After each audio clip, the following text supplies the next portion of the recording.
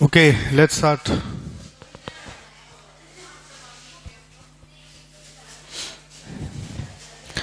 देखिए, business excellence model का मैंने इन जनरल मोटिवेशन आपको दिया कि एक्सेलेंस में क्या करना होता है. Excellence is all about doing your best. You should excel at something. You should be best at one particular thing. The way you are doing should not be imitable by others.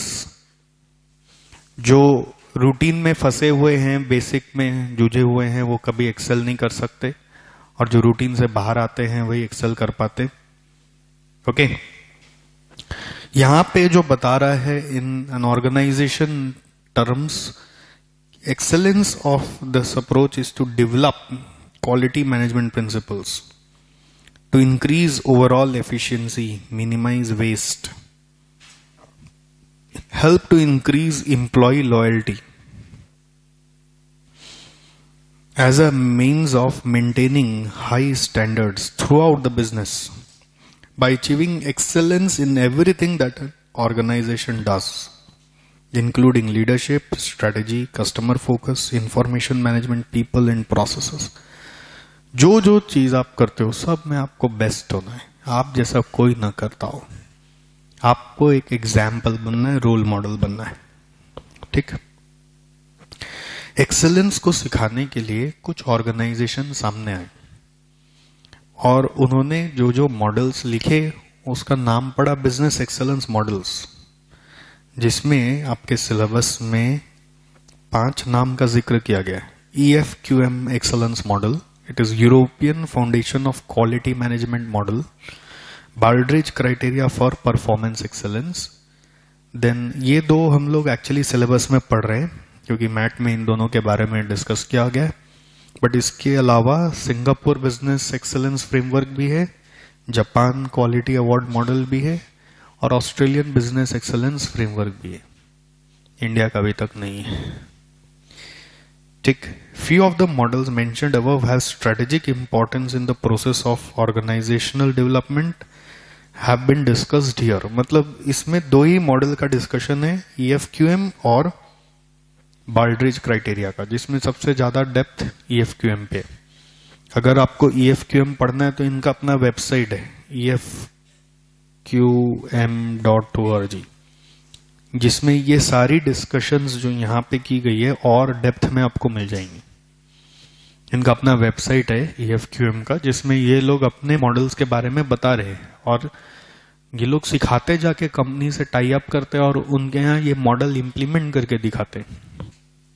EFQM में European model है ये. EFQM में 3 बात रखी गई है. Number A point है the fundamentals, number B है the criterias, and number C है the radar framework. The fundamental concepts of excellence में इन्होंने 8 फंडामेंटल प्रिंसिपल्स रखे हैं कि जिसमें आपको एक्सेल करना चाहिए, एंड उस 8 को इस डायग्राम से डाला गया है. Number 1 is adding value for customers.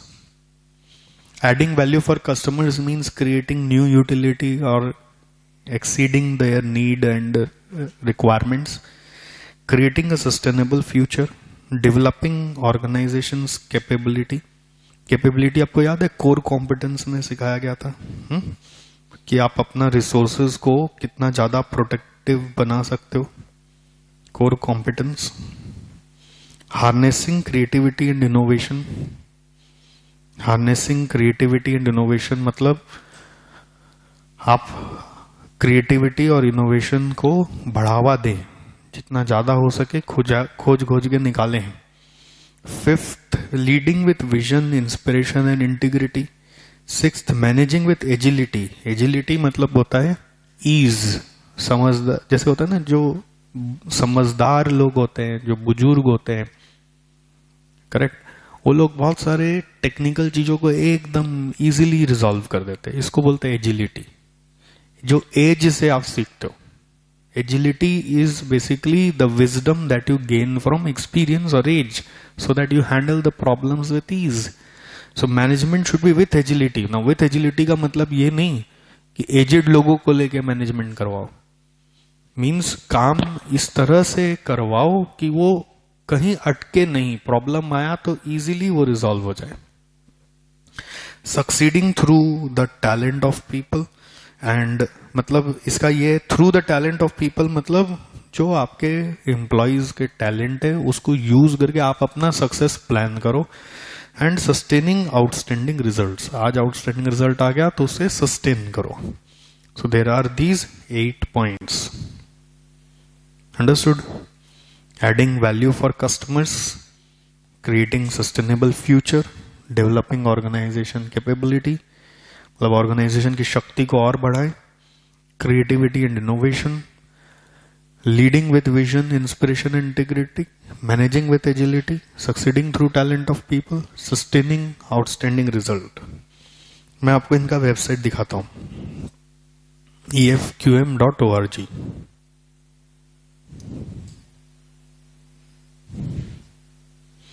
EFQM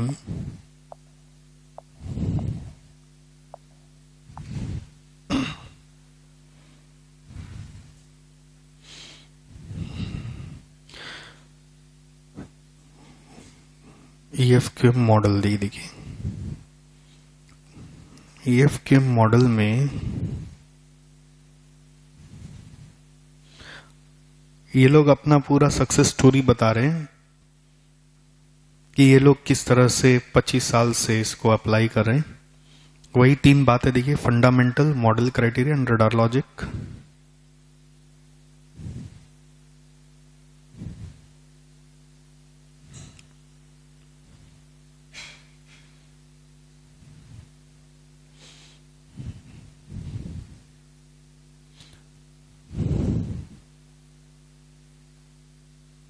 Over the past 25 years, EFQM has also guided many organizations from both public and private। बोलते अभी तक EFQM मॉडल में 30,000 कंपनीज अक्रॉस द वर्ल्ड काम कर रहे हैं।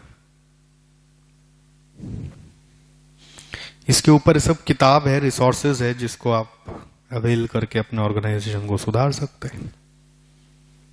नीड फॉर अ मॉडल बता रहे, इस पे हम लोग आएंगे, एक बार बाद में बात करेंगे। फंडामेंटल कॉन्सेप्ट्स में ये देखिए, वही ड्राइंग को चिपका दिया ना आपका इंस्टीट्यूट।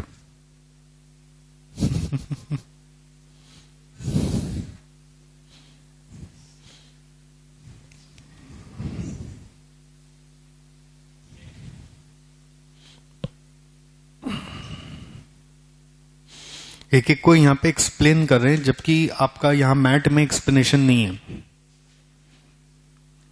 ठीक है? एडिंग वैल्यू फॉर कस्टमर्स मतलब क्या है? By understanding, anticipating and fulfilling needs, expectations and opportunities. देख रहे हैं? क्रिएटिंग सस्टेनेबल फ्यूचर मतलब क्या है? ये ऐसे भी लिखा जा ऐसे भी लिखा जा सकता है, ऐसा कुछ इसमें खास बात नहीं है। ठीक है?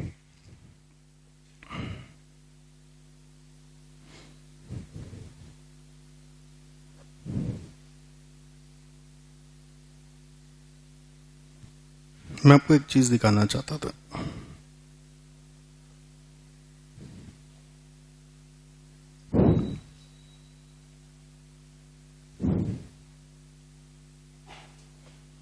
ये देखिए, ये हर एक फंडामेंटल पे कौन कौन सी कंपनियों ने सक्सेस स्टोरीज अपनी लिखी, उसका नाम बता रही है। एडिंग वैल्यू फॉर कस्टमर्स में ये 4 कंपनी, जैसे इलेक्ट्रोलक्स हम पहचानते।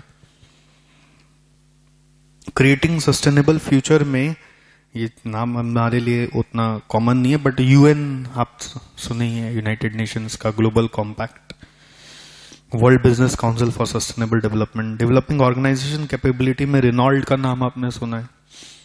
हार्नेसिंग क्रिएटिविटी में वोल्वो का नाम आपने सुना है। फिलिप्स का नाम आपने सुना है। फिलिप्स एक टाइम पे बहुत पीछे हो गया था इनोवेशन में, मतलब उसके मार्केट शेयर जा रहे थे, बट वापस इन्होंने अपने आप को रीगेन किया bye leading in innovation again. Leading with vision, inspiration and integrity, ये सब नाम हमारे लिए उतना कॉमन नहीं है। और मैनेजिंग विद एजिलिटी में BMW, Fiat, succeeding through the talent of people में जेरोक्स का नाम सुने या सीमेंस का नाम सुने। Sustainable outstanding results, Saint Mary's college ये कहाँ का है मालूम नहीं हमें, ठीक है। जस्ट आपको दिखाना चाह रहे थे कि देखिए रियल वर्ल्ड की चीजें जो आप पढ़ते हो उसका रेलिवेंसी क्या है।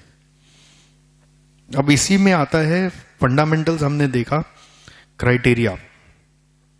क्राइटेरिया मतलब क्या है उसको समझते हैं। क्राइटेरिया में ये बोल रहे हैं कि कैसे इसको पाया जाएगा, how will you be able to achieve it, जिसमें इन्होंने बोला there are enablers and there are results. Enablers मतलब ये आपको करना है, रिजल्ट मतलब ये मिलेगा। एनेबलर्स मतलब ये करना है, रिजल्ट मतलब ये मिलेगा। वो छापा हुआ, ड्राइंग छापा हुआ आपका मैट में, डिट्टो ड्राइंग है। एनेबलर्स और रिजल्ट्स, 5 एनेबलर्स हैं और 4 रिजल्ट्स हैं। बट उससे भी बेहतर डायग्राम जो है वो यहां पे,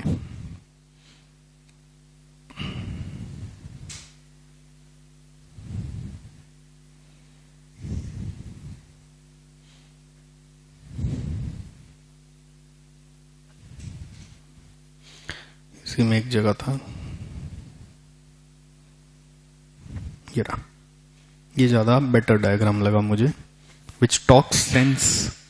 जैसे इसमें 4 रिजल्ट को दिखा रहे और एनेबलर्स यहां पे है। Can you see enablers here?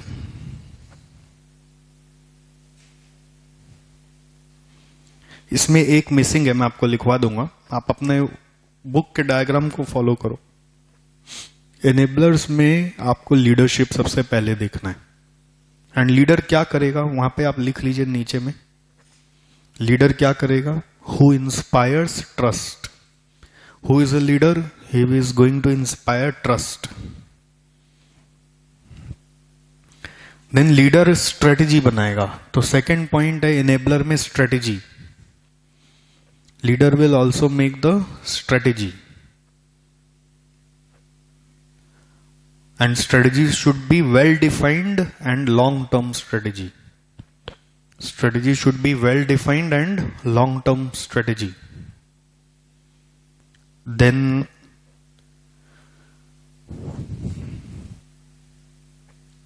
to implement strategy you should have 2 important things. One is people, another is right partners and resources.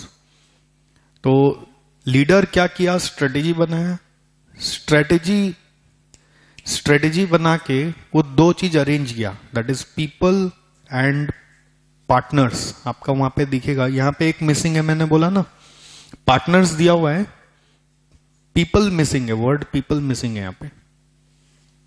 इधर पीपल आप नोट कर लीजिए।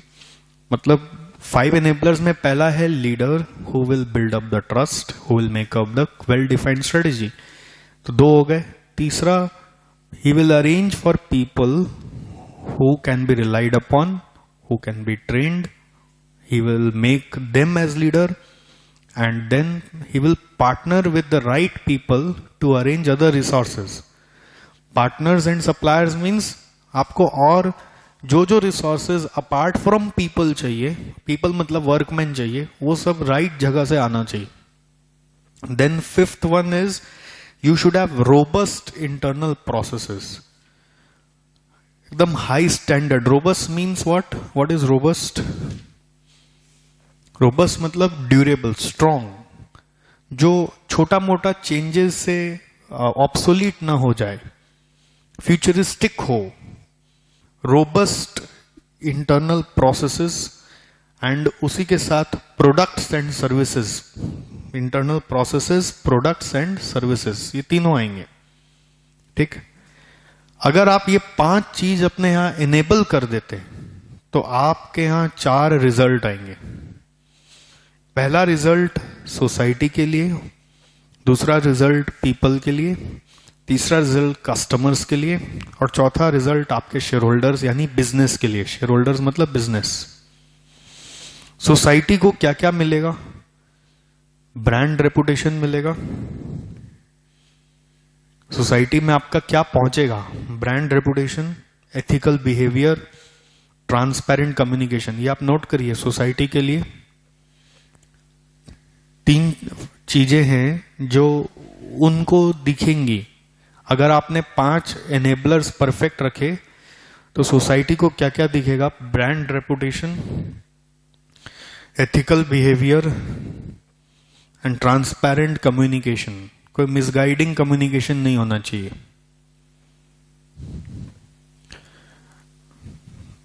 देन पीपल के लिए,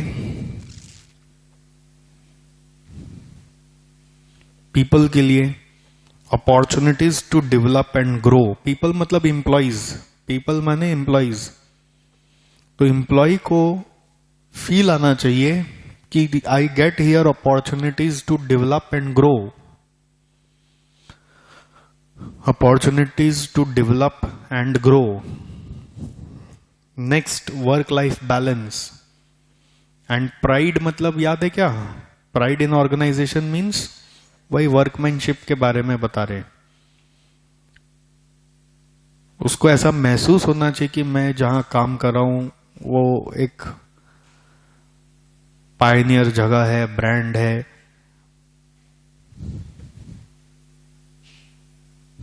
pride in organization. Then there are customers for whom value adding products and services you have to take. And then excellent service, value adding products and services, and excellent service. Service is your responsiveness. And lastly, for business results, business results means shareholders, जिनको क्या चाहिए? Return on investment चाहिए, profitable चाहिए, sustainable growth चाहिए। Shareholders के लिए 3 बातें हैं: return on investment, optimize profitability and sustainable financial growth.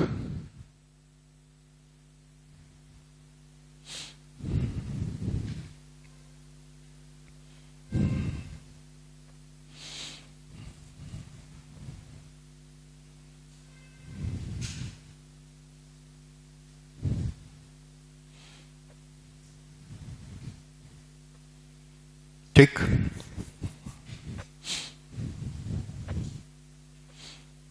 Basically आप ये जो लिखे हैं ये सब क्राइटेरियाज है, आप ऐसा बोल सकते हैं। ये सब सोसाइटी के लिए लाना है, ये सब पीपल के लिए लाना है, ये सब कस्टमर्स का होना है, ये शेयर होल्डर्स के लिए करके दिखाना है, ये रिजल्ट आना चाहिए। ठीक।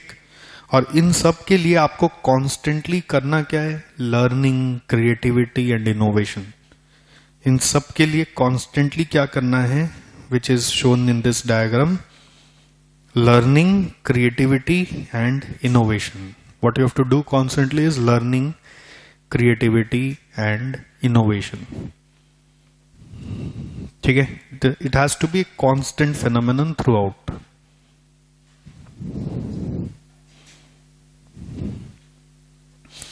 Now the last one is the radar. The last one in this framework is radar. Radar is basically an assessment of what you are doing. It is basically a framework for assessing. R for कुछ है, A for कुछ है, D for कुछ है, A for कुछ है, R for कुछ है। Steps है, निमोनिक्स बनाए हुए। ये डायग्राम में दिखेगा। R for result oriented, result required, result required। A for approaches, मतलब किस तरह से करना है आपको। एनेबलर्स मालूम पड़ गए, रिजल्ट्स मालूम पड़ गए, बट अब हाउ टू कैसे होगा? You have to first understand what result you need. ठीक। And then what approaches you can follow to achieve that result. Then deploy that approaches, मतलब इंप्लीमेंट। डिप्लॉय माने implement. And then again A is there: assess approaches and refine deployment. Assess and refine approaches and deployment. तो radar आ गया ना, radar framework, RADAR। R for क्या result चाहिए, A for approaches, सोचो, okay. फिर D for उसको deploy करो, मतलब उसको करने दिया जाए, फिर ए फॉर असेस करो कि सब सही हुआ कि नहीं, और फिर वापस आर फॉर उसको रिफाइन करो। और एक एरो जो यहां पे घूम जा रहा है, इसका मतलब it is a continuous process. So basically it helps you to, this approach helps to realign the enablers। ये अप्रोच का काम है, जिस enablers are your, you can say, input, results are your output। तो आप इनपुट पे कैसे काम करोगे, वो रडार अप्रोच है। Radar is an approach how you can execute the things, okay, for realigning the enablers। And what are enablers? Enablers are these 5 are enablers, 1 2 3 4 5, these 5 are enablers। इसको realign करते रहना पड़ता है कि सब ठीक जा रहा है कि नहीं जा रहा है, ठीक है। So this is EFQM excellence framework। इसका भाई अवार्ड सिस्टम भी इन लोगों का, about 30,000 organization across Europe already इसको यूज कर रहे हैं, ओके। सो EFQM में 3 बातें थी, 8 फंडामेंटल थे, देन क्राइटेरियाज में 5 एनेबलर थे, 4 रिजल्ट थे, और एक रडार फ्रेमवर्क है जो बता रहा है how to do the things, okay, how to do the things. So 8 fundamental थोड़ा सा याद रखना डिफिकल्ट है, बट ये आपको टाइम देना पड़ेगा। बट 5 एनेबलर्स इजी है, leadership, strategy, people, process, partners. And 4 results भी इजी है, सोसाइटी का रिजल्ट, पीपल के लिए रिजल्ट, कस्टमर्स के लिए रिजल्ट, और बिजनेस के लिए रिजल्ट्स, ठीक। एक्चुअली ये कैसे इजी है मैं आपको बताऊं। बैलेंस स्कोर कार्ड आपको याद है, थोड़ा उससे मिलता जुलता है।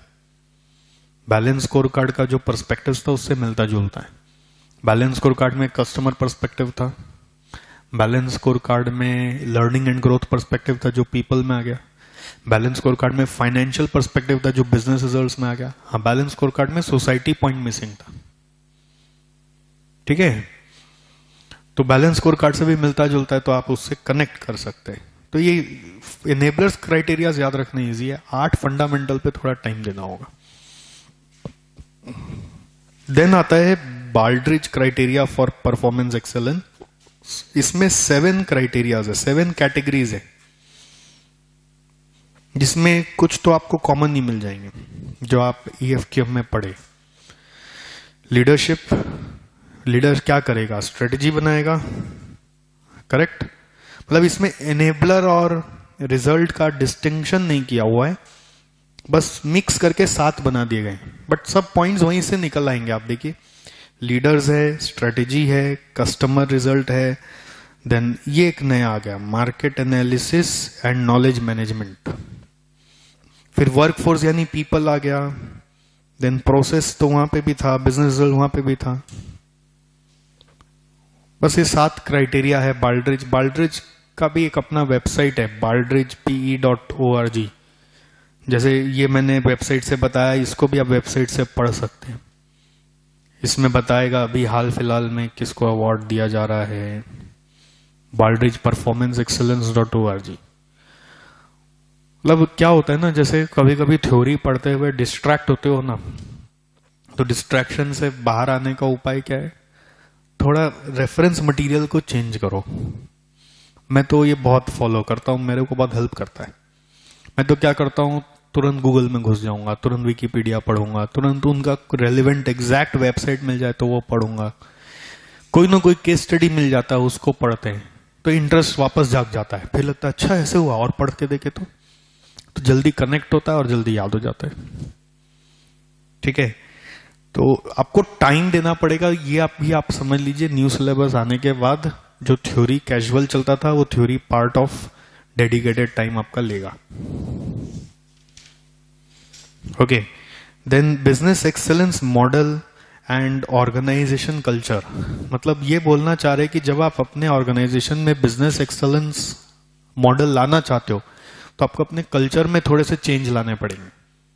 क्या चेंज? सबसे इंपॉर्टेंट चेंज कि staff should now think like an entrepreneur. तभी एक्सेलेंस आएगा। Staff should now think like entrepreneurs, मालिक की तरह उनको एम्पावर करना पड़ेगा। उनके भी जो ओपिनियन है उनको सुनने पड़ेंगे आपको। वो अगर कोई सजेशन दे रहा है तो उसको इम्प्लीमेंट करना पड़ेगा। ये नहीं होना चाहिए कि बस मैनेजमेंट जो बोला वही स्टाफ करे। इसमें बहुत अच्छा यहाँ पे लाइन लिखा हुआ है, excellence can not be attained if staffs are forced to conform to certain norms. They have to be critically managed and motivated. A wisdom is required to be developed among employees that by pursuing the goal of their organization, they are meeting their own objectives. वो अगर organisation को success दिलाएंगे तो obviously खुद भी success पाएंगे। Employees feel accredit when they consider important elements in pursuit of excellence as they learn new skills. In pursuit of excellence, they also learn a lot of things. See, I don't know how you are, what is your mental framework when you are going through all these, when you are reading with me this. आप इसको जब तक अपने ऊपर visualise नहीं करोगे, ये चीजें उतनी लॉजिकल नहीं लगती, अब थियोरिटिकल लगने लगेंगे आपको। मैं एक अलग जिंदगी के मुकाम पे खड़ा हूं तो मुझे बहुत सारा चीज एकदम रियलिस्टिक लग रहा है। मुझे लग रहा है कि हाँ ऐसा ही तो मैंने देखा है, ऐसा ही तो मैंने इनको उठते देखा है, मैं ऐसे तो मैं भी कभी कभी कोशिश करता हूं, मैं हर जगह ऐसे महसूस कर रहा हूं। अब आप लोग इसको महसूस नहीं कर रहे हैं तो आपको थोड़ा सा ये सब आउट ऑफ बॉक्स लगने लगेगा। आपको लगेगा इतना क्यों ये सब इंग्लिश चल रहा है। आई डोंट वांट कि इंग्लिश जैसा रहे। तो how to study these, you have to visualise yourself as a part of such organisation और you are already having such an organisation. तब आपको समझ में आएगा कि इस तरह से काम चलाना होता है। मेंटल फ्रेमवर्क पहले सजाना पड़ेगा, तब ये सब मॉडल्स आपको समझ आएंगे, तब इनकी बातें आपको लगेंगी कि कितने पते की बात बोल रहे हैं। अगर आपके माइंड में अभी ये चल रहा है कि अरे कितना है थ्योरी, कितना है थ्योरी, स्टूडेंट लोग की तरह सोचोगे तो इसका कोई अस्तित्व नहीं है। ये आज सुना, कल एकदम वापस नेगेटिव पे चले जाएंगे, फिर कुछ याद नहीं आएगा और लास्ट में कॉम्प्रोमाइज करके जो तो आंसर लिखोगे कुछ याद भी नहीं रहेगा। तो इसीलिए इसको पढ़ने के पहले एक माइंड का फ्रेमवर्क चाहिए। फ्रेमवर्क क्या है कि आपको अपने आप को उस ऑर्गेनाइजेशन का पार्ट मानना पड़ेगा जो एक्सेलेंस परस्यू कर रहा है या कर चुका है, और आप अपने आप को वहां विजुअलाइज करिए कि हाँ वहां पे ऐसे होता होगा। आपका कोई ड्रीम कंपनी है जिसमें आप शायद अपने आप को प्लेस करवाना चाहते हैं, आप सोचते कि काश मेरा भी ऐसा कोई कंपनी में जॉब होता, तो आप वहां पे अपने आप को विजुअलाइज करिए और फिर उनकी मानसिकता जो चल रही है वो यहाँ पढ़ने को मिल रही है। कि आप वहां पहुंचोगे तो आपको कुछ नया नहीं लगेगा, आपको लगेगा कि अरे हम तो ऐसे ही सोचा था पढ़ते पढ़ते कि आप लोगों के यहाँ ऐसे ही होता होगा। एंड और एल्स आप ऐसे सोचिए कि आपका ही वो ऑर्गेनाइजेशन है जिसको आप कभी अपने से बनाओगे तो ऐसे चलाओगे तो आपको समझ में आएगा। मैं आपको सही बात बता रहा हूं, तभी एक एक बात पते की लगेगी, वरना आपको लगने लगेगा ये सब क्यों हो रहा है आपके साथ। करेक्ट। तो सिंपल अंडरस्टैंडिंग है कि कंपनी को एक्सेलेंस परस्यू करना है, और हम लोग अगर डिक्टेट करेंगे एम्प्लॉय को कि आप ये ही करो, अपना दिमाग कम लगाओ, तो एक्सेलेंस कभी परस्यू नहीं कर सकता। ठीक। प्रधानमंत्री मोदी जी का ये एक सेमिनार हुआ था, कहां पर, इंडियन रेलवे का कोई एनुअल फंक्शन था अभी लास्ट ईयर के इसी ईयर का कोई बात है, जिसमें वो लोग 3 दिन का कैंपेन 3 की 7 दिन का कैंपेन चलाते, जिसमें पूरा इंडियन रेलवे का जितना ब्यूरोक्रेट ऑफिसर्स हैं सबको बुलाया जाता है, एक बहुत बड़ा ग्राउंड पे उसको कंडक्ट कराया जाता है। तो मोदी जी भी उसमें गए, क्योंकि वो पहले रेलवे से कनेक्टेड रहे, क्योंकि उनके शायद कोई पिताजी या कोई फैमिली मेंबर रेलवे में ही जॉब किया करते थे और वो रेल लाइन चेंज करने का काम करते थे। मतलब वो पहले पुराने जमाने में जब ऑटोमेटिक पटरी शिफ्ट नहीं होती थी, तो आपने देखा होगा मूवीज वगैरह में भी, वो जब एक ट्रेन आ रही होती है उस समय उसको पटरी पे जाके उसको पुल करना पड़ता है कि वो ट्रेन अपना नया ट्रैक पकड़ ले। वो काम वो उससे जुड़े हुए थे, तो रेल क्वार्टर में उनका काफी समय बीता, तो इसलिए वो अपने एक्सपीरियंस को शेयर करने वहां पे गए और वहां पे यही बात अपने सेमिनार में लोगों को बताया कि आप लोग जो रेलवे के ऑफिसर लोग हैं उनको वो बाबू बोल के एड्रेस कर रहे थे। आप लोग जो रेलवे के बाबू लोग हैं, आप लोग सोचते हो कि आपने जो सोच लिया अपने चेंबर में बैठ के, वही रेलवे का सबसे ज्यादा फायदा करा सकता है, वही सरकार का फायदा करा सकता है, बट ऐसा नहीं होता है। जब आपको ये सोच करना है कि आपका पूरा रेलवे बोर्ड तरक्की करे या इंडियन रेलवेज देश के में एक अलग नाम करे और दुनिया में नाम करे, लोगों का वाकई में मदद करे, तो आपको उस पटरी के ऊपर खड़ा होके वो काम करने वाला आदमी का भी ओपिनियन लेना होगा कि कहां पे क्या समस्या चल रही है। वो जो सुझाव देगा उसको मानना पड़ेगा और उसको उतना हक दिया जाना चाहिए, उसको उतना पावर आप दीजिए, उसको इतना मोटिवेट करिए कि वो आपके सामने आके अपनी समस्या बोले तो सही। कि अगर एक आदमी वैसे आपका छोड़ के चला जाता है या उसकी जान वहां चली जाती है काम करते करते, तो ये हमारी संस्था के लिए कलंक है। अगर आप ऐसा कर पाते तो आप एक्सेलेंट हो, वरना नहीं हो।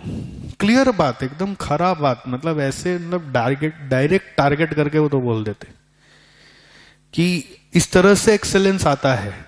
आप लोग अपना अपना चेंबर में जो सोच के चलते हैं उससे एक्सेलेंस कभी नहीं आता है। तो जब ये सब टॉपिक पढ़ते हो दोस्त, आप लोग को भी एक अपना माइंड का फ्रेमवर्क सजाना है कि you are already a part of that organization, you are handling that organization at CEO level, at director level, where your thinking or your decision making capabilities are required, your actions as a leader as required. या फिर आप अपना एक organisation ऐसा बना चुके हो जहां पे आपके पीछे इतने सारे लोग खड़े हुए, तो ये सब बातों का अस्तित्व समझ में आएगा। और ऐसे स्टूडेंट की तरह देखोगे तो पहाड़ लगेगा। मतलब ऐसा लगता है कि ना एक एक लाइन अगर आप दिमाग में लेके सोचे ना, तो इससे जुड़ा हुआ कितना चीज सोचा जा सकता है, कितना चीज कनेक्ट किया जा सकता है जो आप पीछे पढ़ते हुए आए और इसको लेके सोचे, तो लगेगा इस पे पूरा दिन निकल जाए तो कोई बड़ी बात नहीं। तो दिस आई एम सेइंग कि माइंड का फ्रेमवर्क चाहिए, तब ये पढ़ाई समझ में आएगी। ओके, इसमें फिर टाटा बिजनेस एक्सेलेंस मॉडल के बारे में केस स्टडी दे रहे हैं। Tata business excellence model has been adopted on the pattern of Malcolm Baldrige criteria in the business excellence movement. सब टाटा बिरला रिलायंस ऐसे ही अपने पोजीशन पे नहीं है दोस्त। हम लोग को लगता है कि उनका नसीब था, वो एक ऐसे समय में थे जहां पे कोई रेगुलेशन नहीं था, तो बहुत सारी चीजें उन्होंने इजीली कर ली जिंदगी में। सच बात है, बट उसको निभाना, उसको चलाते रहना, it was not an easy job. तो how they could do it, that's all being discussed here. The model has provided Tata companies with a framework for assessing their business holistically. मतलब पहले तो इस मॉडल से उन्होंने जाना कि हम लोग क्या कर रहे हैं, and adopting measures to improve their competitive strength, financial performances and operational efficiencies. TBM assesses 7 core aspects of business operations leadership जो BE framework में था। ऐसे एग्जाम में लिखने आएगा, केस स्टडी में आपको बता रहा हूं, answer in the light of 7 criterias of BE framework. पूरा तो लिख ही नहीं पाओगे अगर आप ये सब पढ़ोगे नहीं और अपने आप को वहां पे सोचोगे नहीं तब तक। Leadership, strategic planning, customer and market focus, measurement जो मैं नया मार्क किया, measurement analysis and knowledge management, human resource focus, process management, business result, वो 7 क्राइटेरिया का नाम वापस लिख दिया। The essence of this framework is a proactive attitude rather than a reactive one. मतलब टाटा में तो आज भी ऐसा ट्रस्ट बिल्डअप हुआ है कि लोग सोचते ना कि टाटा में जॉब मिल गया मतलब मैं जिंदगी भर सेफ हूं। लोग ऐसा ही सोचते हैं। एक कंफर्ट अलग आता है, रिलायंस में नहीं आता है। देखो रिलायंस में मिल गया तो लगता है वो बनिया बुद्धि होगा, वो क्या मालूम आज दे रहा है कल देगा नहीं देगा मालूम नहीं। पर टाटा में एक अलग ही फेथ है इसलिए Tata business excellence model pursue करता है ना, तभी तो इतना बात यहां पे आता है। वो एम्प्लॉय को बहुत एम्पावर करते हैं, और इसीलिए टाटा एक अलग तरह का ब्रांड रेपुटेशन सोसाइटी में बना रखा है कि टाटा का है तो ले लो, टाटा का है ना, ठीक है चलो करते। नेगेटिव नहीं आता है कि टाटा है मत लेना, ऐसा नहीं आता है। मतलब भरोसा एक अलग तरह का उन्होंने बिल्डअप कर रखा है। और कैसे कर रखा है, वो कोई मैजिक तो है नहीं, मैजिक नहीं, ये सब बिजनेस एक्सेलेंस मॉडल है। ओके, तो बिजनेस एक्सेलेंस मॉडल की पढ़ाई यहां पे खत्म हुई। नेक्स्ट आ गया आपका थ्योरी ऑफ कंस्ट्रेंट। ये चैप्टर क्लास में जितना पढ़ाया हुआ वो एकदम एप्ट पढ़ाया हुआ है, खाली एक थ्योरी क्वेश्चन क्लास में डिस्कस नहीं हुआ था, जो यहाँ पे है वो है 5 steps of Goldratt method to improve performance, जिसमें बोला जा रहा है पहले आप अपने कॉन्स्टेंट्स को आइडेंटिफाई करिए, फिर दूसरा नंबर उस कॉन्स्टेंट को एक्सप्लॉइट करिए। एक्सप्लॉइट करिए मतलब उसके बारे में सारी जानकारी प्राप्त करिए और फुल्ली यूज करिए। एक्सप्लॉइट मतलब उसका फुल यूज होना चाहिए। ओके, थर्ड इज सारे अदर नॉन कॉन्स्टेंट को कॉन्स्टेंट के हिसाब से काम करने बोला जाए। Subordinate and synchronize to the constant. Synchronize what? That is synchronize to the constant means किसको सिंक्रोनाइज करना है? Synchronize non constraints, non bottleneck बोलते थे, विथ कॉन्स्ट्रेंट्स। जैसे डिपार्टमेंट ए नॉन कॉन्स्टेंट है बट डिपार्टमेंट बी कॉन्स्टेंट है, तो आपको ए और बी को सिंक करना है कि ए तू ज्यादा प्रोड्यूस मत कर, बी पे प्रेशर बन रहा है, correct. Then elevate the performance of the constant. किस तरह से कॉन्स्टेंट में परफॉर्मेंस बढ़ाया जा सकता है? That can be by doing some additional investment, that can be by maybe re-engineering of the constant। समझ में आ रहा है? re-engineering हो सकता है वहां पे, या फिर that can be diverting non-constant to constants, मतलब surplus of non-constant आप constant में यूज करिए। इस तरह से constant का परफॉर्मेंस एलिवेट होगा। कांस्टेंट में कैसे परफॉर्मेंस एलिवेशन हो सकता है उसको आपको देखना है, ठीक। जैसे मैं आपको बताऊं एक सिंपल एग्जांपल, मेरे लिए ये सब थ्योरी पढ़ाना एक कांस्टेंट हो गया था। कहां से पढ़ाऊं, कैसे पढ़ाऊं, सच बता रहा हूं। आप लोग के लिए तो था कि क्लास करना है, और मेरे लिए था कि कैसे पढ़ाना है, रिसोर्स कहां से लाऊं, कितना गूगल से बैठ के डाउनलोड करूं, और कितना वो रेलेवेंट होगा मालूम नहीं। तो हमने सिंपल सा काम किया, क्या? इंस्टीट्यूट का मैट आने का इंतजार किया, बिकॉज वही दायरा बांधेगा, वरना तो सागर है, तैरते रह जाएंगे, अंत नहीं है। तो इंस्टीट्यूट मैट आने का इंतजार किया, कंस्ट्रेंट को एक्सप्लॉइट कर रहे। फिर क्या किया मैंने? इंस्टीट्यूट मैट को पेज बाय पेज उठा लिया, खुद 5-6 बार पढ़ लिया, एक एक लाइन का पता लगा लिया, और आपको भी वही पकड़ा दिया। तो what we are doing? Exploiting the constraint. जो हमारा कंस्ट्रेंट था उसका फुल यूज कर रहे हैं, क्योंकि सागर में से ऑलरेडी इतना सा निकाला गया है, और इसमें फिल्टर करना हमारा शक्ति नहीं है, हमें ये 100% करना ही है, करेक्ट। उसके बाद परफॉर्मेंस एलिवेट करने के लिए सब चीज ऐसी रीड करता ना, आपके लिए हे वायर हो जाता। तो भाई ये सॉफ्टवेयर में ये बुक को लेना और उस पर लिखना, सॉफ्टवेयर में बुक को लेके लिखना, that is an example of elevating the performance of the constraint. अगर ये मैं नहीं करता तो ये क्लास का इफेक्टिवनेस बहुत कम हो जाता। तो मुझे ये उसी दिन क्लिक कर गया था जिस दिन मैंने बुक देखा कि यार अब क्या करना है। ये एजिलिटी है, एजिलिटी इसी को बोलते हैं कि इसको इस तरह से स्टूडेंट में बढ़कर सारा बुक बांट भी देंगे, फिर वहां से रीड करेंगे, वो लॉस्ट हो जाएंगे। इसको पूरा लिख लिख के बताना होगा। पूरा लिखूंगा तो ये खाली थ्योरी 30-40 क्लास खींचेगा, वो पॉसिबल नहीं है।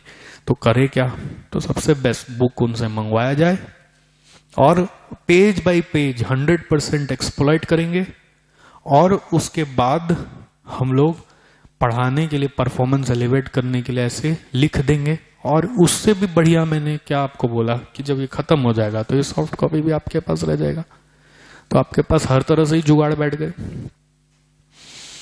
एडिशनल इन्वेस्टमेंट, री इंजीनियरिंग,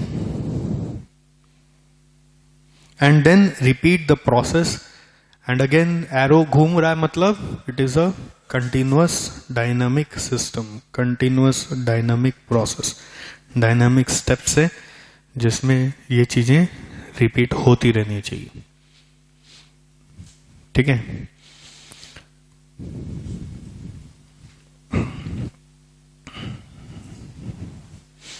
इसमें एक केस स्टडी है जो बहुत इंटरेस्टिंग है। जैसे कंपनी था, थ्योरी ऑफ बॉटलनेक या थ्योरी ऑफ कंस्ट्रेंट क्या बोलता है कि आप एक चीज ध्यान देना, ट्रेडिशनली क्या होता था, पहले लेबर प्रोडक्टिविटी पे बहुत ध्यान देते थे कि लेबर तुम जल्दी जल्दी काम करो, ज्यादा आउटपुट बनाओ, you should produce more output per hour. Traditionally we used to focus like that, but now this is saying कि you should not produce more if you are in non bottleneck, you should produce more only when you are in bottleneck. ये theory का crux है। आप productivity non bottleneck में बढ़ा देंगे तो ultimately inventory इकट्ठा हो जाएगा, ब्लॉकेजेस आ जाएगा, चोक हो जाओगे। तो बॉटलनेक की प्रोडक्टिविटी के बारे में सोची जाए। इसके पहले लोग खाली प्रोडक्टिविटी बढ़ाने के लिए सोचते थे। अब गोल्डरैट ने क्या सिखाया कि सिस्टम को थोड़ा खोजिए और बॉटलनेक को पकड़ के लाइए, उसका प्रोडक्टिविटी पे काम करिए। केस स्टडी में यही कहानी बोल रहा है। पहला पैराग्राफ में बोल रहा है कि पहले लेबर प्रोडक्टिविटी पे ही ज्यादा ध्यान देते थे और प्रोडक्शन रिजल्ट मतलब होता था ज्यादा बनाओ, ज्यादा बनाओ, the more you can produce the better we are. मतलब अपना खुद का परफॉर्मेंस कैसे जज करते थे कि हम लोग इतना प्रोडक्शन कर सकते हैं, तो the more you produce for inventory also the better we are. But फिर इनको समझ में आया कि there will be basically problems if we don't improve. तो इम्प्रूवमेंट मतलब क्या था, ये लोगों ने प्रोडक्टिविटी ऑफ लेबर बढ़ा दिया और उसके लिए प्रोसेस री इंजीनियरिंग कर डाला। बट कहां किया, नॉन बॉटलनेक में। तो लेबर प्रोडक्टिविटी फास्टर हो गया बट फिर नुकसान खाया। क्यों, WIP इन्वेंट्री जनरेट हो गया। फिर एहसास हुआ कि बॉटलनेक में इन्वेस्टमेंट का जरूरत है, और जब ऐसा किया तो इन्होंने $89,000 उस समय फैसिलिटी में इन्वेस्ट किए। By adding 3 additional worker to the day shift, output increase by 83%। ठीक है। 3 पैराग्राफ में क्या बोला वो मैंने समराइज कर दिया। पहला पैराग्राफ में measure of productivity is labour. आप जितना इन्वेंट्री बना सकते हैं प्रॉफिट बढ़ जाएगा। पहले बोलते थे इन्वेंट्री बढ़ाओ प्रॉफिट कमाओ, इन्वेंट्री बढ़ाओ प्रॉफिट कमाओ, पहले ये नारा था। फिर उसने क्या किया, प्रोसेस इंप्रूवमेंट किया। कैसे किया, लीन सिग्मा इनिशिएटिव। अब आप ये अभी जानते नहीं है, लीन सिग्मा हम लोग पढ़ेंगे अगला चैप्टर में, चैप्टर 3 में आएगा। हालांकि JIT जो आप सिस्टम पढ़ते हो ना, JIT और TQM का कॉम्बो को बोल रहे हैं lean sigma. What is lean sigma? Lean is JIT and sigma is TQM, उसका कॉम्बो को बुला रहे लीन सिग्मा। वो सब कर करा के इन्होंने क्या किया, decrease the labour involve in producing parts, and this was done where all operations. Many non constants become faster. Non constant को फास्ट कर दिया, नॉन कॉन्स्टेंट को फास्ट कर दिया। अच्छा, एक और चीज दोस्त आप ये भी देखना कि किस तरह से आपको अपना थ्योरी पढ़ना है। This is the way to read theory. If you don't write it in your own words which gives you comfort.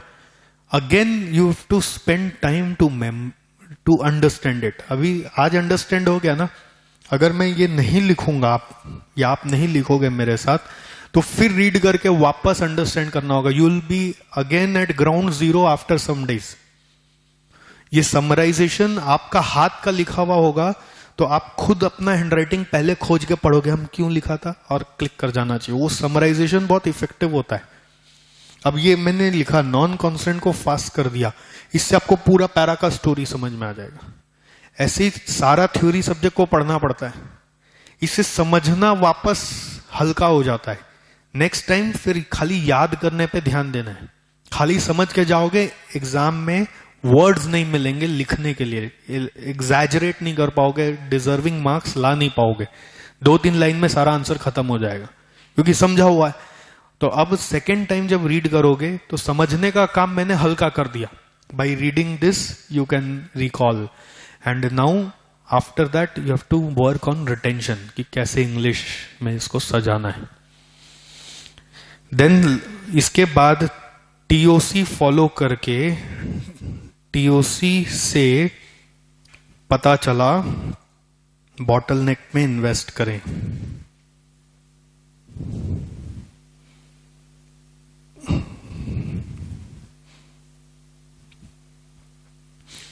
तो इन आउटपुट बढ़ गया भाई, तो आउटपुट इंक्रीज्ड बाय 83%.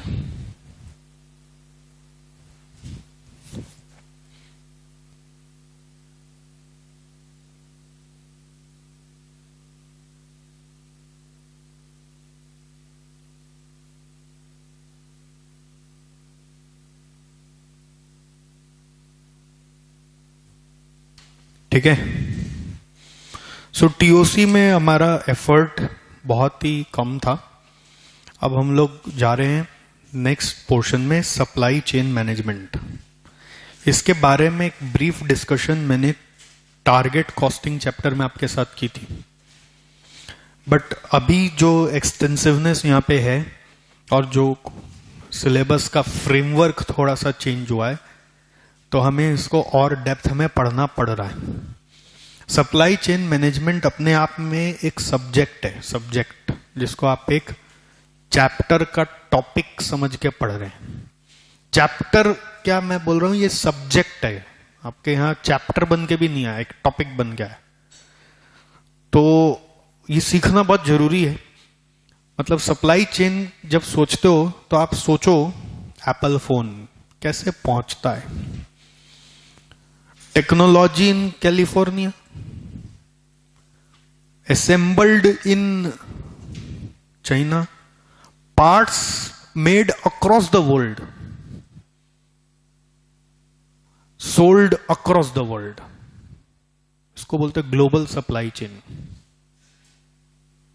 Amazon में ऑर्डर करते हैं 2 दिन के अंदर और कुछ में तो नेक्स्ट डे डिलीवरी का.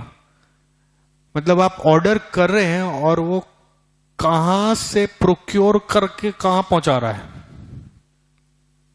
Imagine the situation. कहां से लेके कहां पहुंचा रहा है और इंडिया का किसी भी कोना में घुस जा रहा है, सारा अपडेट दे रहा है. This is supply chain. Coca Cola जिस गली में चल जाओ उस गली में मिल जा रहा है. What is their efficiency in its in supply chain? मतलब अगर they wouldn't have focused on this तो आज वो ग्लोबल कंपनियां नहीं होती. ये सप्लाई चेन एहसास दिला रहा है. ठीक. Before I actually start the topic मैं चाहता हूं और 1-2 वीडियो देखें. हाँ सर ये तो सही है सर. कोको कोला दिखे पहले.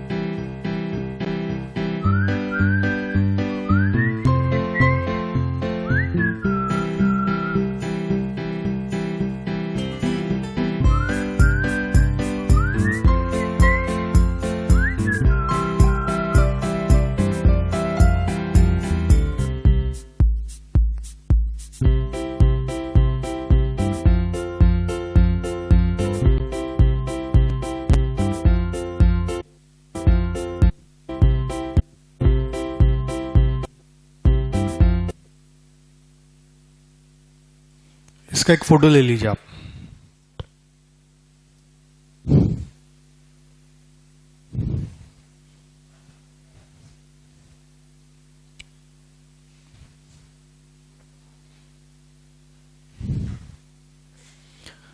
इसका प्रिंट आउट मार के चिपका दीजिएगा बुक में, नहीं तो मोबाइल में खो जाएगा।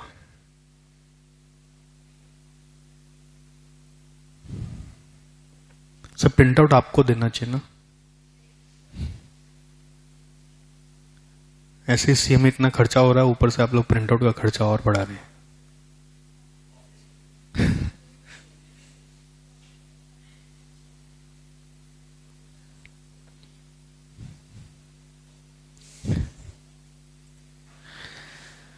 समझ में आता है क्या मैसेज, कहां से कहां वर्ल्ड में कहां कहां बन रहा है और पहुंच रहा कहां कहां पे।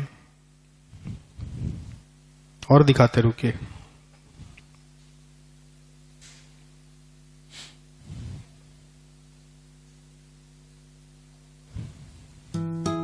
What is the story of an iPhone? It all starts with the purchase of raw materials that go into making the iPhone. You may think that most of it would be in China, but that's only around 300 suppliers. Sourcing of the remaining components happens from countries all over the world, including US, Europe, Japan, Taiwan, Malaysia, and South Korea. Apple keeps a lot of these suppliers on permanent prepayments so that strategic raw materials are reserved to manufacture or UPS. What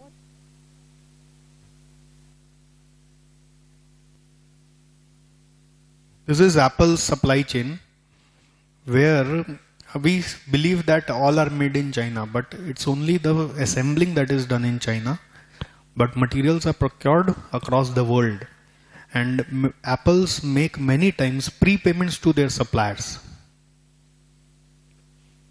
advance payment देकर material procure करके China भिजवाते हैं, ठीक। फिर China से कहां कहां जाता है आप ये देखिए, अब फॉलो करिए। What is the story of an iPhone? It all starts with the purchase of raw materials that go into making the iPhone. You may think that most of it would be in China, but that's only around 300 suppliers. Sourcing of the remaining components happens from countries all over the world, including US, Europe, Japan, Taiwan, Malaysia, and South Korea. Apple keeps a lot of these suppliers on permanent prepayments so that strategic raw materials are reserved to manufacture the iPhone. All of these components and raw materials are then shipped to China, where thousands of workers in a single factory unit assemble over 500,000 iPhones in a single day. From there, they are shipped to intermediate warehouses, where delivery and logistic companies like FedEx or UPS store them. They then go from the warehouse directly to consumers who have bought their iPhones online. But a large part of the consignment also goes back to the US to Apple's own warehouse facility in California. They then ship them out to retail stores and for direct sales. Apple considerably simplified this part of the supply chain by having all new orders placed directly with the Apple warehouse. Their retail stores all over the country then acts as stocking points between the warehouse and the buyers.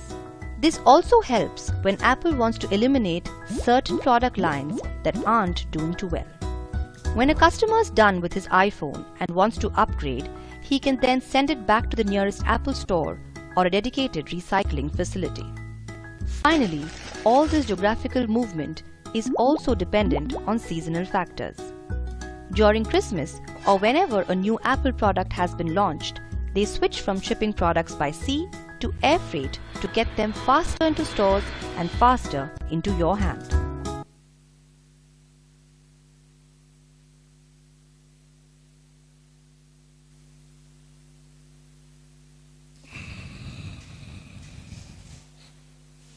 कुछ समझ में आया कैसे चल रहा है? Across the world procure कर रहे हैं।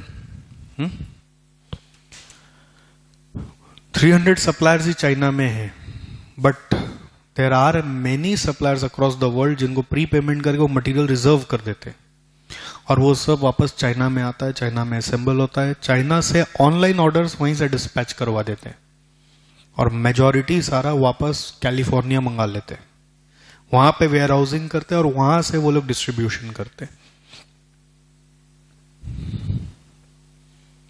सो it's not an easy thing. अभी जैसे हाल फिलहाल में एक आर्टिकल आया था कि एप्पल का जो फोन उन्होंने अभी रिलीज किया लेटेस्ट, वो फोन को बोल रहे इंडिया में आने में देरी होगा because there is a disruption in their supply chain, there is some disturbance in their supply chain.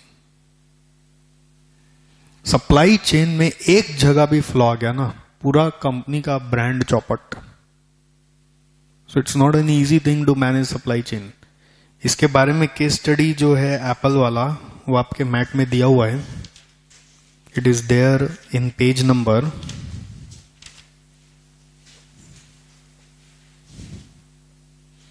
2.39.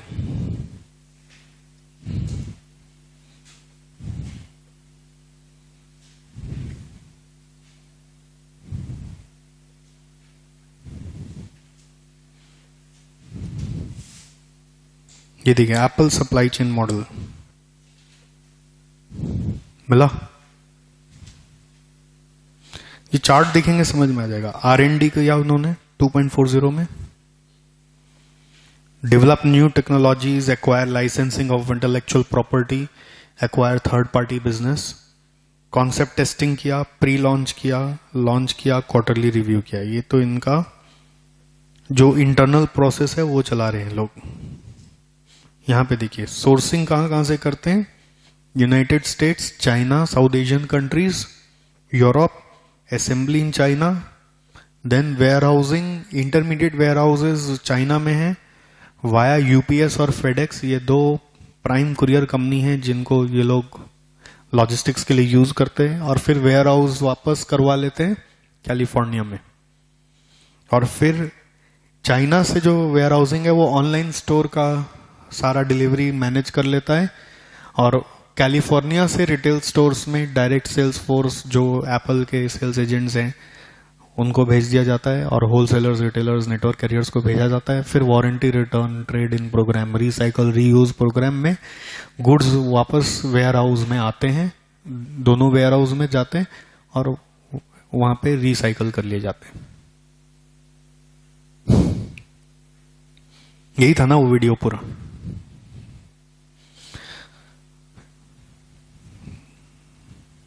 आइए आगे देखते हैं सप्लाई चेन के बारे में लोग क्या बोल रहे हैं. एक और दिखाते हैं आपको, रुकिए. अब उससे क्या है कि जो फ्रेमवर्क चाहिए ना माइंड का, वो तैयार हो रहा है. वरना आपको लग रहा है कि सर क्या क्या बता रहे हैं, हमारे काम का थोड़ी है. यूट्यूब में आते हैं. आप अमेजन में बाय किए हैं कुछ कभी? वहां पे देखा अमेजन ग्लोबल लिखा हुआ आता है किसी किसी जगह. वो क्या है? बाहर से आता है. और एक कहीं देखा आपने अमेजन फुलफिल्ड लिखा हुआ आता है. इसका मतलब उसका वीडियो देखा आपने फुलफिलमेंट सेंटर में कैसे काम होता है.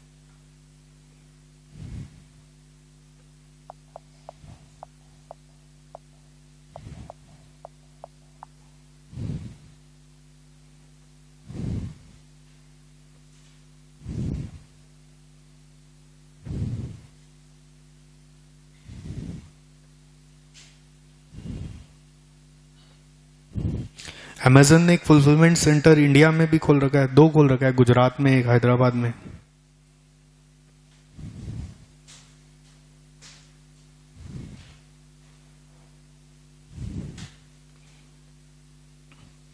देखिए उसमें बहुत सारा वीडियोस है. एक्चुअली जो मुझे दिखाना है वो वीडियो मुझे मिलना चाहिए.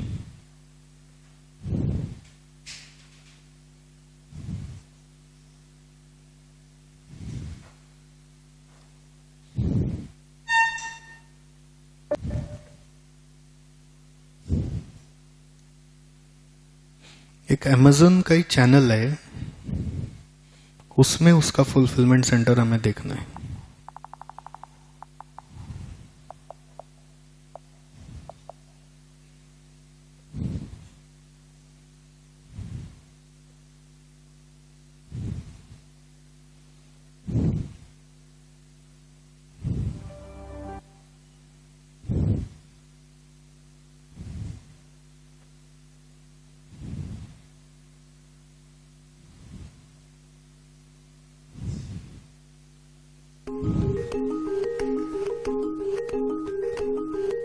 Amazon fulfillment centers are complex operations in vast spaces.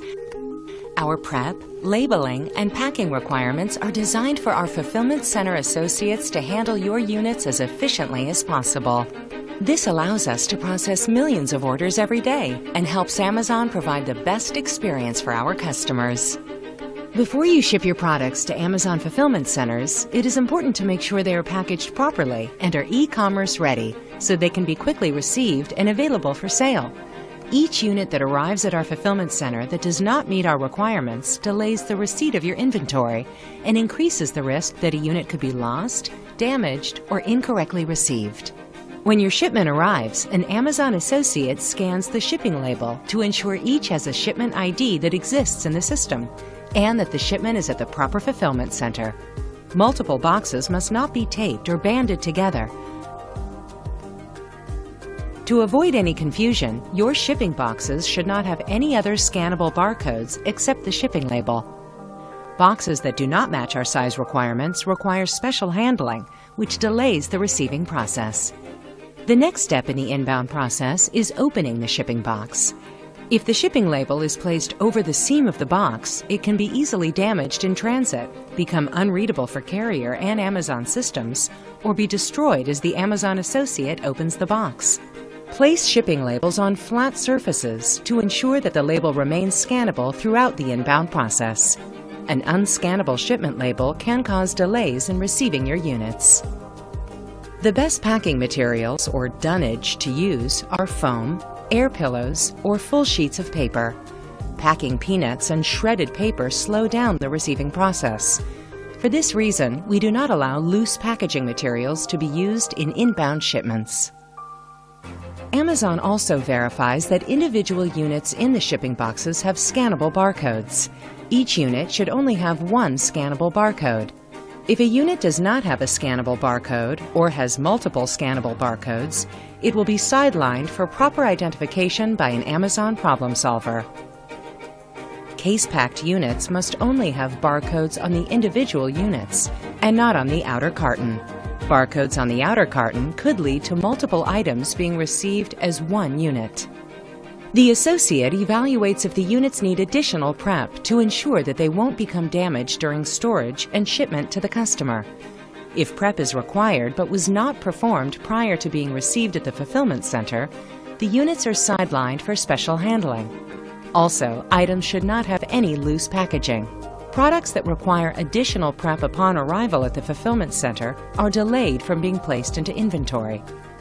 Depending on the number of units requiring prep, this delay could be 2 hours or 2 days. Units that don't require additional prep are sent to be received. During the receiving process, the associate performs a 6-sided check of each unit to ensure the unit is not damaged. Please ensure each unit is packaged properly to avoid being damaged in transit. Also, the associate performs a title verification. If the title and product do not match, the unit is sent to an Amazon problem solver. The unit is now received. The unit is routed to be stowed. If there were problems in any part of the check-in or receive process, units will be directed to the problem solve area. Units that must be sidelined and evaluated by a problem solver take longer to receive. Problem solving is a very detailed process, so time is taken to ensure each problem is resolved properly. Once the problem has been solved, the units are received and placed in a tote. Units that have been successfully received, even those that required Amazon to perform special prep or problem solving, now take a trip on the conveyor. These units are sent to be stored in inventory. Every unit is scanned into a location so that Amazon knows its exact location. Now, when a customer orders your product, it can be quickly picked, packed, and shipped to them without delay.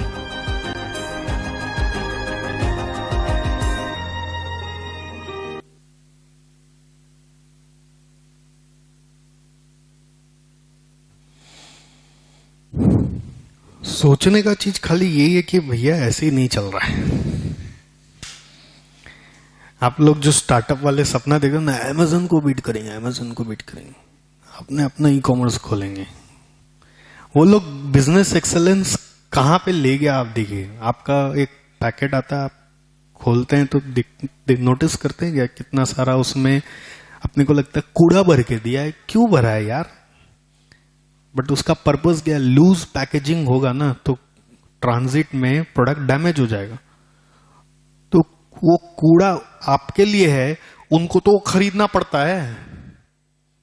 और fulfilment centre में इतना उसके ऊपर exercise करके वो लोग inventory में store करते हैं। इसका और भी कनेक्टिंग वीडियोस है जो मैं पिकअप नहीं किया, जिसमें ये दिखाता है कि जब ऑर्डर प्लेस होता है ना तो जैसे ही यहां पर इन लोग डाल देते हैं इन्वेंट्री के लिए रैक में, वो आपका वेब ऐप में या वेबसाइट में अपडेट हो जाता है कि it is available in stock and fulfilled by Amazon. Automatic है, वहां पे रैक में डाल दिया, वो ऑटोमेटिक अपडेट हो गया।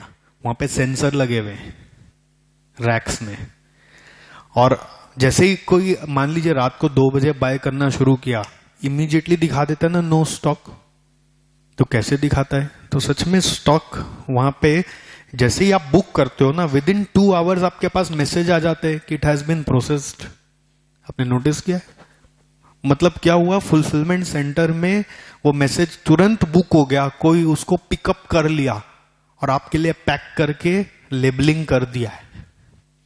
और इसमें रोबोट्स यूज करते हैं ये, और पूरा फ्लोर में छोटे छोटे QR कोड्स चिपकाए हुए हैं जो रोबोट्स रीड कर रहे हैं, और उसके हिसाब से वो अपना एक डायरेक्शन जानते हैं कि हमको ये सामान कहां से पिकअप करना है और वो कहां पे लाके छोड़ना है। तो आदमी को खोजने नहीं जाना पड़ता ये रैक में कौन सा सामान है, रोबोट जाके पिकअप कर ले रहा है। और आप इधर बुक कर रहे हो, विद इन 2 आवर्स आदमी थोड़ी बैठे, आपके पास रात को बुक करने के 2 घंटा के बाद मैसेज आ जाता है कि आपका काम हो गया है, हम लोग अभी पार्सल लगा रहे हैं। मतलब क्या 24 घंटे आदमी काम करे? शायद कर रहे होंगे, बट इन लोगों ने ऑटोमेट बहुत हाई लेवल पे कर दिया, इतना एक्सेलेंस का लेवल पहुंचा दिया है कि it has been really difficult now for competitors to think about it now. Amazon जो कर लिया वो अपने कर कैसे सकते हैं? और ये एक दिन का एक्सरसाइज नहीं, ये पहले सोच तो आनी चाहिए, फिर तो करते हैं लोग। और ये सब क्या है? सप्लाई चेन मैनेजमेंट का हिस्सा है। एडवांस में सप्लायर से मंगा के वेयर हाउसिंग कर लिया, और वेयर हाउसिंग में सारा वेरिफिकेशन करके, सारा जो इनका चेकअप का प्रोसेस है सब चेक करके पैकिंग वैकिंग करके जगह पे रख दिया ले जाके। अब जैसे ही कोई आएगा खाली वो पैकेट उठाएगा, स्टैम्प मारेगा, भेज देगा। समझ गया? पैक करके रखा हुआ है फुलफिलमेंट सेंटर में, इन्वेंट्री में पैक करके रख दिया। जैसे ही कोई आएगा स्टैम्प मारेगा खाली, और चिपकाने का भी सिस्टम देखा आपने कि बीच में नहीं चिपकाना है लेबल को, साइड में चिपकाना है। बीच में चिपकाओगे तो डैमेज हो जाएगा, तो कोई खोलने जाएगा कई कारण से बीच में। सो ये माहौल है सप्लाई चेन मैनेजमेंट को सीखने के लिए, कहां से कहां क्या हो रहा है, यही सप्लाई चेन मैनेजमेंट आपको सिखाना है। सप्लाई चेन मैनेजमेंट एक बहुत बड़ा पढ़ाई है, हम लोगों को इसको समराइज करके कैसे पढ़ना है मैं आपको एक लिस्ट ऑलरेडी दिया था, ठीक है। सप्लाई चेन मैनेजमेंट के बगल में आप लिखिए B2B मॉडल होता है, बिजनेस टू बिजनेस मॉडल होता है, जिसको आप वर्टिकली इंटीग्रेट करके, वर्टिकल इंटीग्रेशन करके यानी फॉरवर्ड बैकवर्ड इंटीग्रेशन करके पूरा अपना बना सकते हैं। समझ गए क्या मैं क्या बोला? सप्लाई चेन मॉडल में बहुत सारे बिजनेस कंपनीज एक चेन में जुड़े हुए हैं, ये इसको सप्लाई कर रहा है, वो उसको सप्लाई कर रहा है, वो उसको सप्लाई कर रहा है, एंड देन ये इसको सप्लाई कर रहा है, उसको सप्लाई कर रहा है। आप चाहो तो वर्टिकल इंटीग्रेशन करके फॉरवर्ड बैकवर्ड पूरा अपने अंडर में ले सकते हो, तब आप एक्चुअली लीडर बनते हो। अगर आप ऐसा नहीं करते तो आप लीडर नहीं बन पाते हो। तो B2B मॉडल है जिसमें we can resort to vertical integration. A company में resort to vertical integration to have all business under its entity only, may resort to vertical integration यानी forward backward integration to have all its business, all the businesses in itself.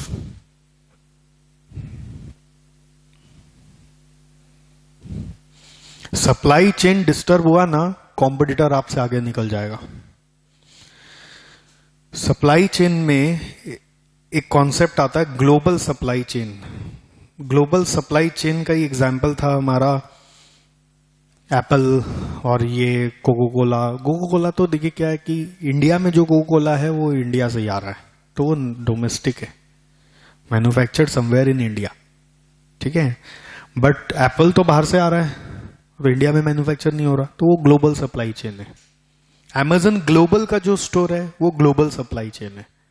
Amazon fulfilment centre India से आ रहा है, तो वो national domestic supply chain है। तो global supply chain forum करके एक फोरम बना हुआ है जो सप्लाई चेन के बारे में इनपुट्स दे रहा है दुनिया वालों को। उसने 8 सप्लाई चेन मैनेजमेंट प्रोसेस बताए, 8 प्रोसेसेस, कि सप्लाई चेन में CRM आता है, customer relationship management, supplier relationship management. मैंने आपको बेसिक का जो नोट्स लिखाया था, चार्ट लिखाया था, उसमें देखिए एक बताया था अपस्ट्रीम डाउनस्ट्रीम, देखिए लिखा हुआ होगा आपके लिस्ट में। इसको बुलाते डाउनस्ट्रीम, इसको बुला रहे upstream.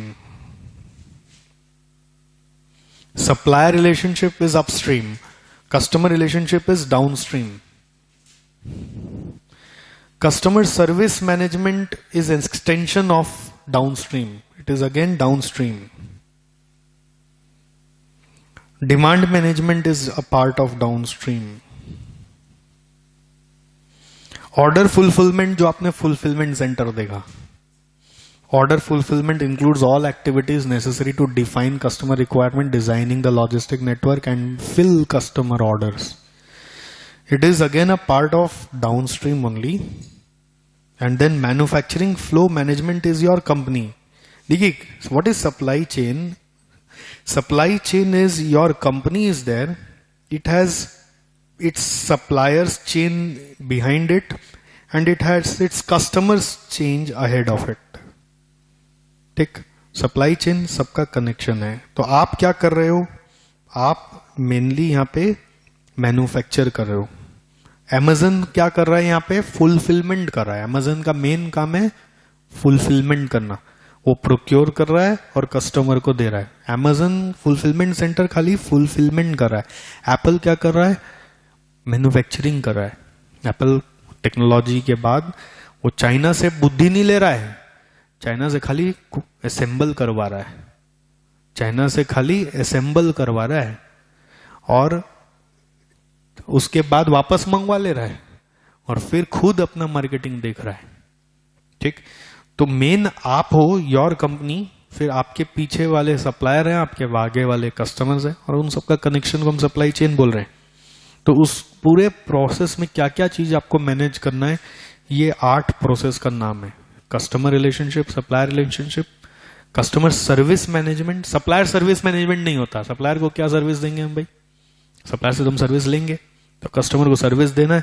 Demand management, order fulfilment and manufacturing flow management, ये दोनों बेसिकली आपकी कंपनी को ही करना पड़ता है। ओके, और रेस्ट ऑल तो आपके चेन के बाहर का चीज है जिसको आप अपने अंडर में लेते हो। इसमें प्रोडक्ट डेवलपमेंट एंड कमर्शियलाइजेशन भी योर कंपनी कर रही है, करेक्ट? जैसे R&D एप्पल का कैलिफोर्निया में हो रही है। And returns management is downstream management, जिसमें आप सप्लायर से रिटर्न पिकअप करा रहे हो। इसको बोलते हैं reverse logistics. Return management is also called as reverse logistics. Return किया गया अमेजन में कभी? रिटर्न किया? बदमाशी से किया कि जानबूझ के? मतलब कोई कारण से किया। तो उसका भी प्रोसेस आपने देखा होगा कि वो लोग किस तरह से आपको एक टाइम दे देते, इतना बजे हमारा आदमी आएगा पिकअप करने के लिए, और वाकई में आता भी है, करेक्ट? और वो पिकअप करके ले जाता है इंस्पेक्शन करके पूरा, और फिर आपके यहाँ नया पैकेज आता है या फिर अमाउंट रिफंड आ जाता है, राइट? तो ये भी सप्लाई चेन का ही पार्ट है, रिटर्न मैनेजमेंट, जो डाउनस्ट्रीम मैनेजमेंट में आता है।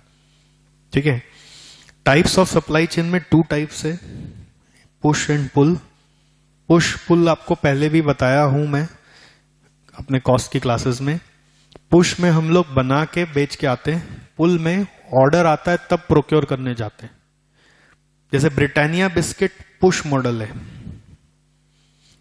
मतलब कंपनी ने क्या किया, पहले से अपना सप्लायर को ऑर्डर प्लेस करके, प्रोक्योरमेंट करके, गुड्स बना के, वेयरहाउसिंग करके डिस्ट्रीब्यूट करवा दिया। अब कस्टमर का जब मन होता है वो नियरेस्ट रिटेल स्टोर से जाके ले लेता है। कोको कोला पुश मॉडल है। बट अमेजन का जो आपका मॉडल है वो पुल मॉडल है। जितने ऑटोमोबाइल्स कंपनी है वो सब पुल मॉडल पे चल रही है।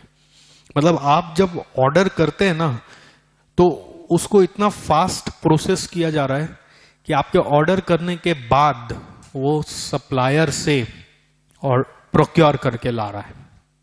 Amazon is a pull model.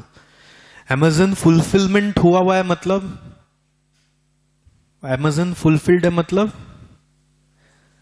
वो पहले से सप्लायर से लेके रखा हुआ है, स्टॉक में अपने रखा हुआ है, तो वो पार्शियल पुल मॉडल हो गया। आप ऐसा समझिए, पहले से प्रोक्योर करके रखा हुआ, हाइब्रिड है एक तरह से। Amazon fulfilment model is hybrid. आपने फ्लिपकार्ट में नोटिस किया, WS रिटेल से आता है। फ्लिपकार्ट में देखना बहुत सारा प्रोडक्ट का सेलर WS रिटेल दिखाएगा, WS रिटेल फ्लिपकार्ट में। और WS रिटेल फ्लिपकार्ट का अपना फुलफिलमेंट सेंटर है।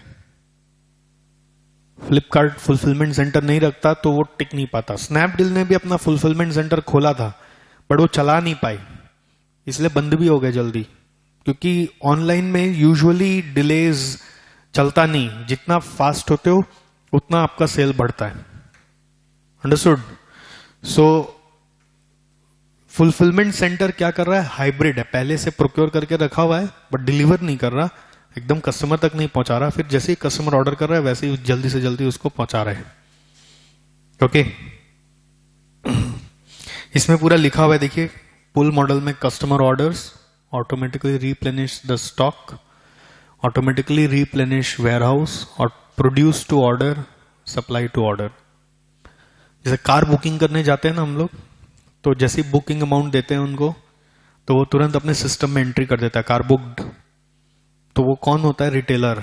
रिटेलर का ऊपर जो बैठा होता है डिस्ट्रीब्यूटर, जो मान लीजिए रीजनल डिस्ट्रीब्यूशन देख रहा है, उसके पास अपडेट जाता है कि यहां से कार बुक्ड। डिस्ट्रीब्यूटर से तुरंत मैन्युफैक्चरर के पास आता है car booked.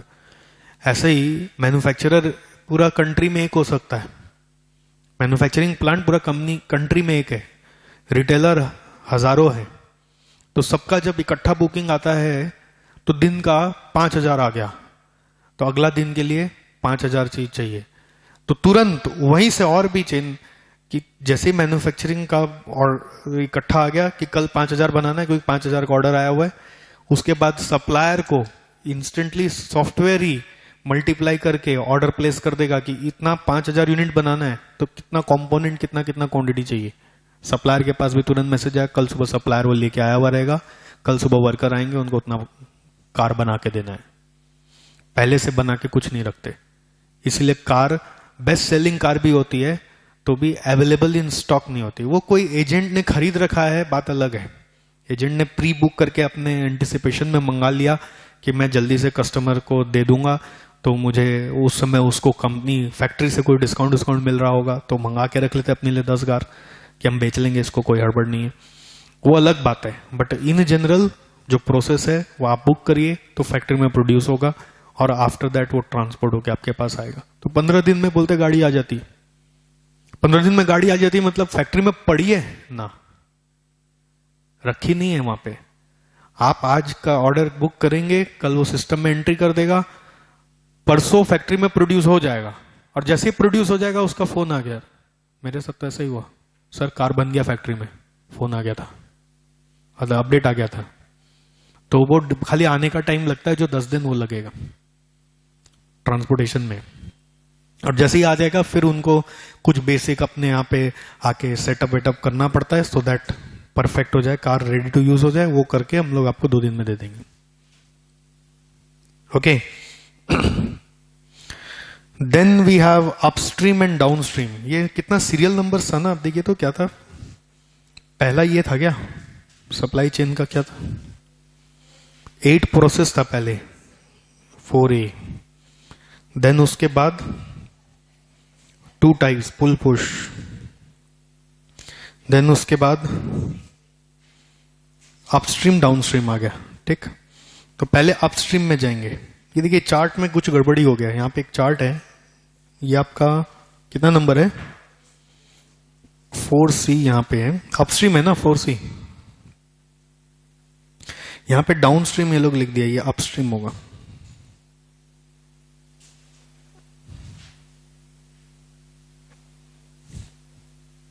This is upstream, upstream. ठीक है, अपस्ट्रीम में ये लोग 2 बात बोल रहे हैं। जो ग्लोबल मैनेजमेंट प्रोसेस में आया था ना, पहला था देखो सप्लाई रिलेशनशिप मैनेजमेंट, तो this is the first one, and दूसरा use of IT is second one, जो ग्लोबल में नहीं था बट यहां पे बताया जा रहा है। अब सप्लाई रिलेशनशिप में क्या करना है वो हम लोग डिस्कस करेंगे, बट यूज ऑफ आईटी में जो अभी अमेजन वाला एग्जांपल में देखा, पुल सिस्टम में सब ऑटोमेटिक होना चाहिए। ई पेमेंट होगा, ई परचेजिंग होगा, ई सोर्सिंग होगा, मतलब सब में कंप्यूटर और इंटरनेट का इस्तेमाल किया जाएगा, जिससे कि सारा डॉक्यूमेंटेशन लिमिटेड हो जाए और चीजें कम्युनिकेशन फास्ट हो जाए। रिलेशनशिप विद सप्लायर्स में, रिलेशनशिप विद सप्लायर्स में क्या आता है, वो क्या चीज का रिलेशनशिप कैसे मेंटेन करना है, इसमें 2 पॉइंट है। पहला पॉइंट रिलेशनशिप विद सप्लायर में जो ये पैराग्राफ बात कर रहा है वो है चूजिंग द सप्लायर, कि आप सही सप्लायर से पार्टनरशिप करो। रिलेशनशिप विद सप्लायर यहां पे एक्चुअली इन लोगों ने इस चार्ट में इसके बारे में कुछ नहीं बताया। The first point is talking about choosing the supplier. अब कैसे चूज करते हैं, कौन इनोवेटिव है, कौन क्वालिटी है, रिलायबल है, कॉस्ट प्राइस रिडक्शन, एजिलिटी मतलब ease to reduce risk factors, उस जो की सप्लायर का पॉइंट्स में होना चाहिए वो सब बताए गए हैं कि these are the factors to choose the supplier. And दूसरा आपको सप्लायर के ऊपर नजर रखना है, keep control over suppliers.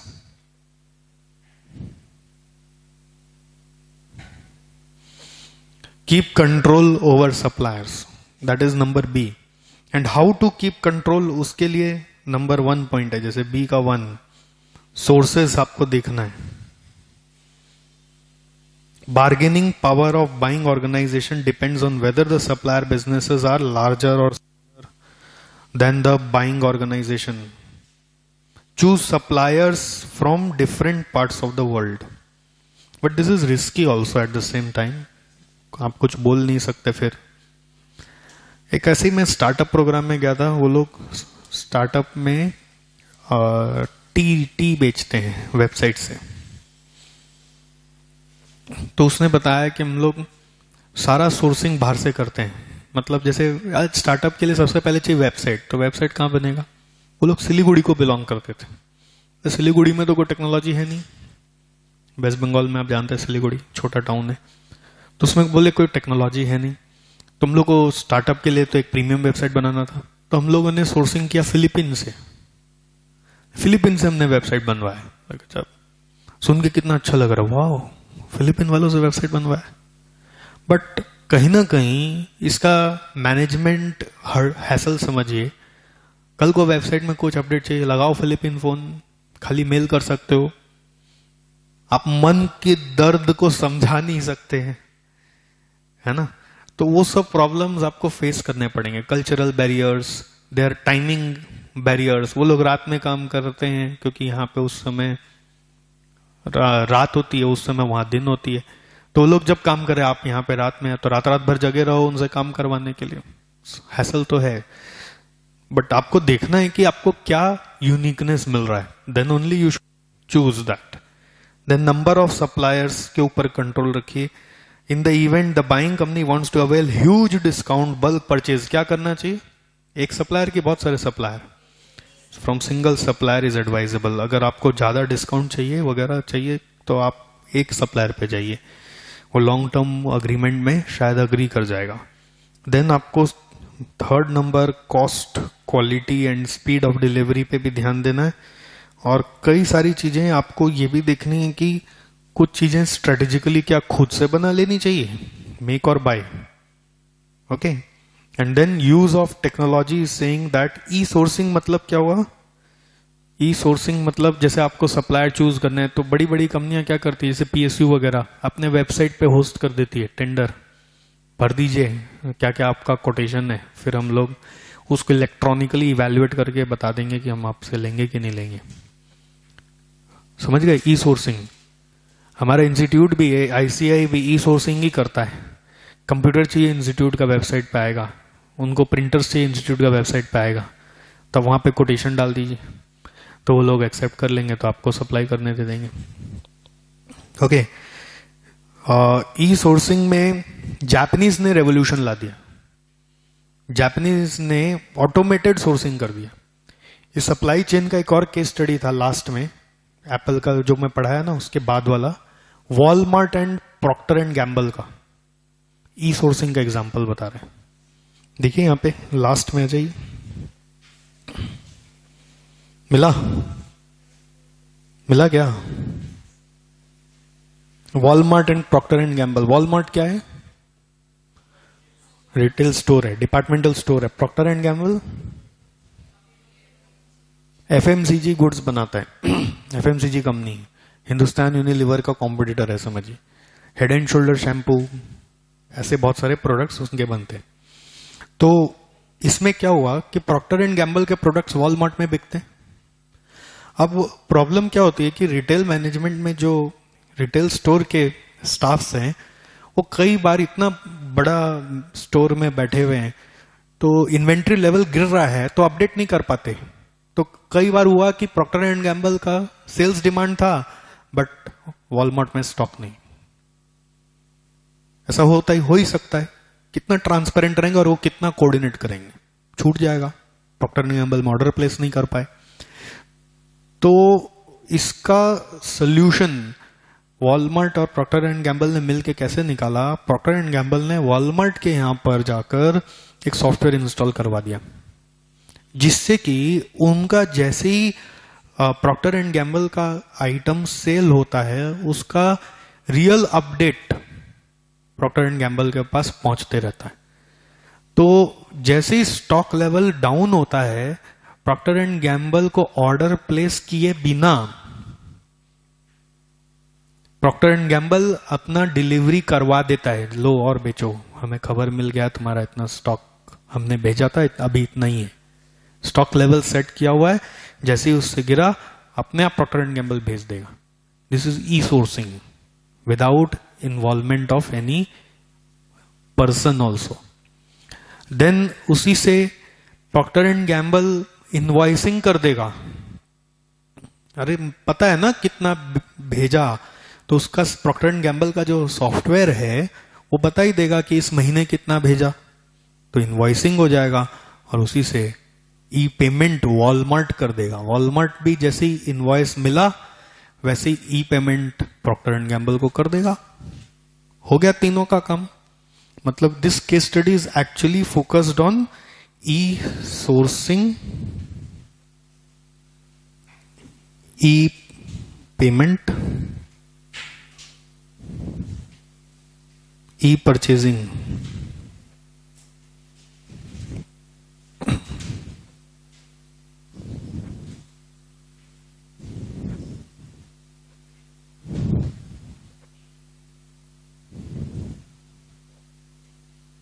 Sir sourcing और परचेजिंग में फर्क क्या हुआ?